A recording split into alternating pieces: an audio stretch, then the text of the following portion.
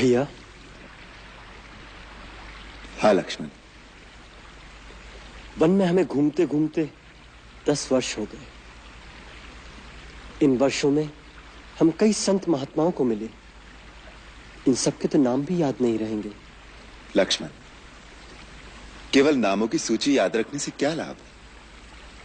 नाम तो केवल एक बाहरी पहचान के लिए होता है। उनके आंतरिक गुणों को ही याद रखना चाहिए। ये सिद्ध पुरुष जो बाहरी जगत से दूर इन दुर्गम स्थानों पर बैठे साधना कर रहे हैं, ये जो नगरों और बस्तियों में अपनी शक्ति का प्रदर्शन नहीं करते, ये बड़े दुर्लभ लोग हैं।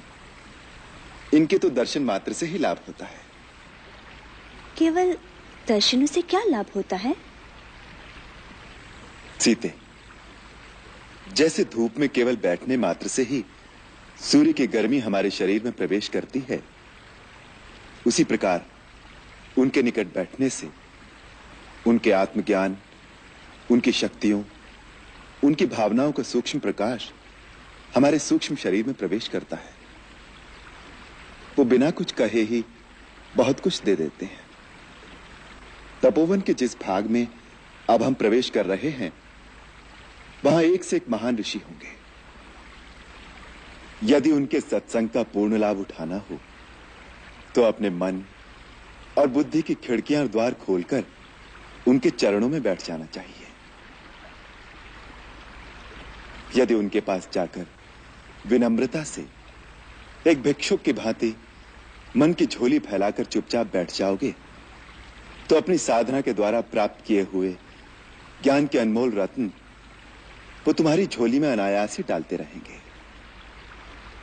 लक्ष्मण, जीवन में ऐसे अवसर बड़े भाग्य से मिलते हैं, अन्यथा इन महान विभूतियों के दर्शन बड़े दुर्लभ हैं। सबसे बड़ी शक्ति मन की है, परंतु मन एक चंचल घोड़े की भांति कभी स्थिर नहीं रहता। योग के द्वारा चित्रवृत्तियों का विरोध करके जो मन को काबू कर लेता है, उसका मन सर्वव्यापी आत्मा के अधीन होने से वो संसार की समस्त शक्तियों पर अधिकार पा लेता है। राम, अपने कर्म की अच्छाई और बुराई को हर घड़ी हर क्षण परखते रहना चाहिए। अपने कर्म को परखने के लिए मनुष्य के पास एक ही कसौटी है। वो ये सोचे कि यदि मैं इसी समय मर जाऊं तो मेरा यह कर्म किस गिनती में आएगा। इसलिए यदि कोई भूल हो जाए तो उसे तत्काल सुधार लेना चाहिए। ये कभी ना सोचे कि आज की भूल को कल सुधार लूंगा। कभी कभी काल कल का समय नहीं देता।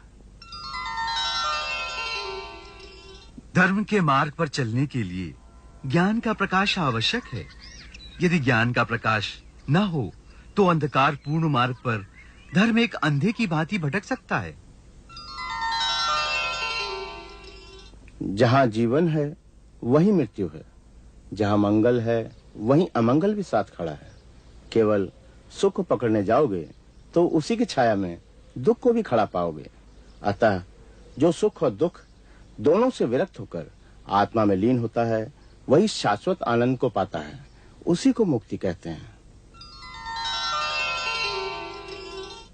जैसे वर्षा का जल सब पेड़ पौधों पर एक समान गिरता है, परंतु किसी के लाल फूल निकलते हैं और किसी के पीले पत्ते, इसी प्रकार एक ही विद्या का भिन्न भिन्न प्राणियों पर उनके संस्कार और भाव के अनुसार भिन्न भिन्न प्रभाव पड़ता है। पत्थर पर लिखे अक्षर कभी नहीं मिटते, परंतु पानी पर लिखा क्षण भर भी नहीं रहता। मन में क्रोध और शत्रुता को उतनी देर रखना चाहिए जितनी देर पानी पर लिखा रह सकता है। श्री राम, धन के अतिरिक्त भी तुम कुछ दे सकते हो। एक मीठा शब्द, एक प्यार भरी मुस्कान, उसका मोल तो धन से भी अधिक है। हर एक प्राणी भगवान का अवतार है।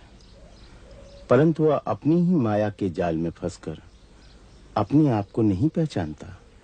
इस माया जाल से प्राणी कैसे मुक्त हो सकता है मुनिराज? स्वयं को पहचान कर, अपने भगवत स्वरूप को जानकर स्वयं ही अपने आप को फंसाता है और स्वयं ही मुक्ति का साधन पूछता फिरता है। यही तो मायापति की माया है।